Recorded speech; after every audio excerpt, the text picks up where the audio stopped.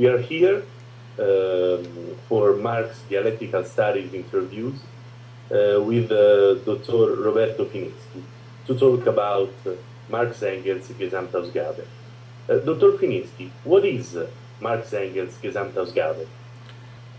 So, Marx-Engels-Gesamtausgabe, or MEGA, as it is called by scholars, is the new historical critical edition of the complete works of Marx and Engels.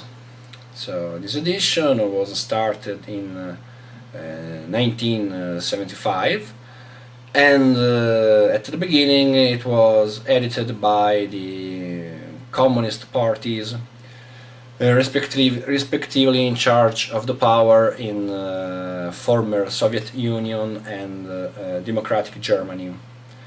After the collapse of the Soviet system, a new foundation was created, the Internationale Marx-Engels-Stiftung, so International Foundation Marx-Engels, which was in charge of the continuation of this edition.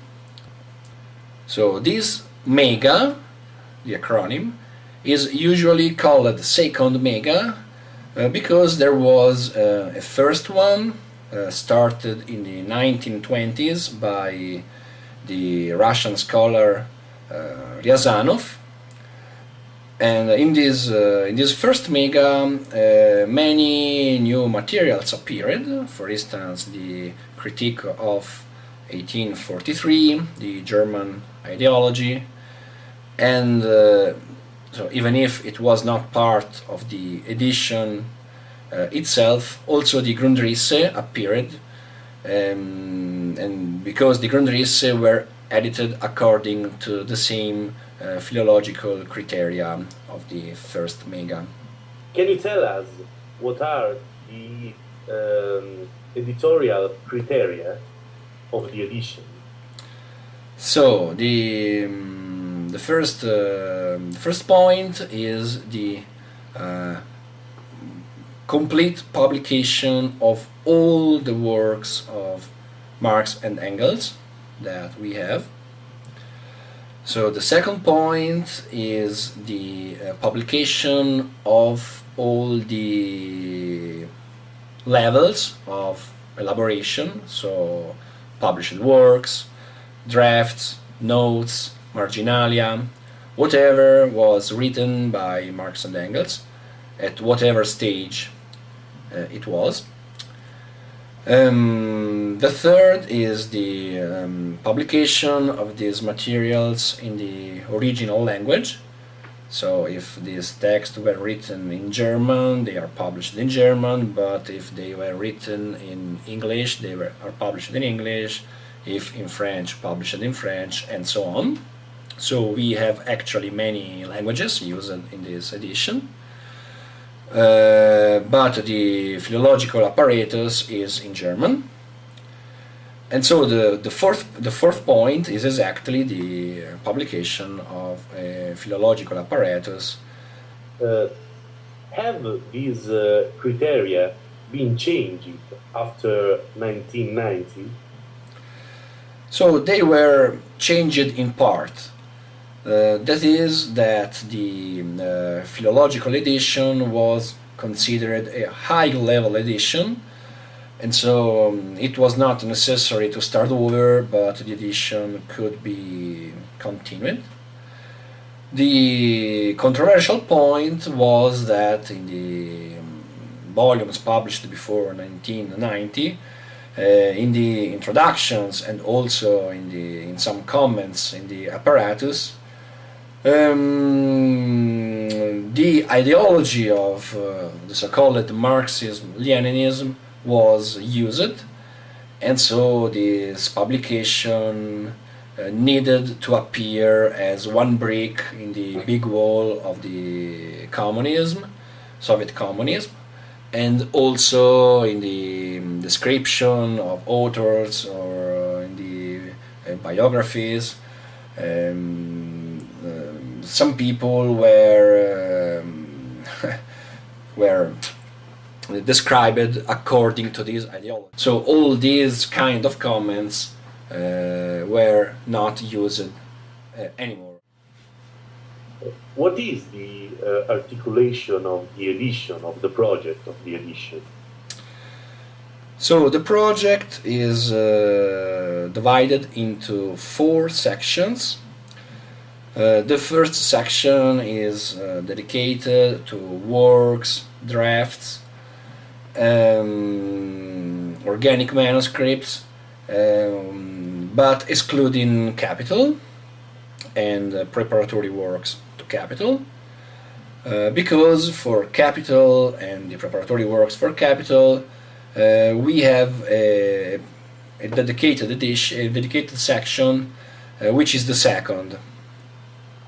There is a third section dedicated to the correspondence, and this is particularly interesting because in comparison with other editions where we have just the letters written by either Marx or Engels, in this edition we also have the answers, so the letters written by third to Marx and Engels. The fourth edition is a new idea for the second mega, and this section is dedicated to the notes, marginal writings, annotations from Marx and Engels. And in the first mega, this section did not exist. What is the meaning of this edition, and what are the novelties it implies in the interpretation of Marx? So the meaning of this edition is of big relevance, because the textual basis of our researches has changed. So the text of Marx and Engels that we have read in the past history of the interpretations are not the same. This can be said in 2 senses. So the first is that we have a bigger quantity of text to read, but also in a qualitative sense, that is that some of the texts that we have traditionally read are not as they were. That is, that their relevance or even their consistence has changed. Can you make some examples? For instance, as regards the quantitative side, we can take into account the second section, where we have the original manuscripts written by Marx for volume 2, for volume 3, the redactional manuscripts written by Engels and other editorial materials also written by Engels, and these were before not available. So we can compare Marx works with Engels works, and this quantitative example is also a qualitative one, because now we know that Book 2 and Book 3 of Capital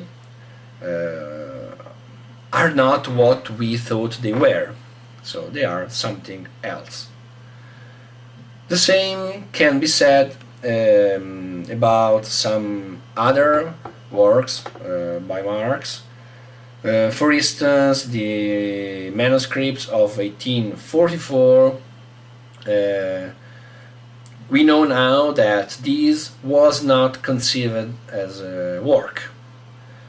These materials were actually a collection of notes, of working materials, but they were never conceived as a work. And the same can be said for the German ideology, which turned out to be a collection of articles for a never appeared review, and nothing more than this. Another example is the fourth section, dedicated to footnotes, to notes, extracts and marginal writings. This section provides us with with so many drafts, which show to us how both Marx and Engels used to work. So we can say, in their laboratory, so we can follow step by step the development of their ideas, and this is also possible thanks to the Mega, and it was not possible before. What is the international reception for Marx-Engels-Gesamtausgabe? So this edition is, of course, well known in Germany, where we have many studies, essays, researches in which the Mega is used, and also the German debate immediately derived from the Mega is used. And we can also say that some nations have directly contributed to the publication of some mega volumes, in Japan, for instance, in Russia, and also in other places. As for other countries, we can mention Italy, where recently, for instance, Alessandro Mazzone or Roberto Fineschi and some others used these materials. In the Latin American world, we need to mention Enrique Dussel, who has been studying the media for many years. And in the French-speaking world, we can mention Jacques Bidet, who considered the Mega in his researches. And in the English-speaking world, we have some examples. For instance, some scholars in the International Symposium on Marxian Theory. And but in general, we can say that the reception for this edition exists, but is not as relevant as it should be. So one limit of this reception is, for instance, regards, for instance, the translations.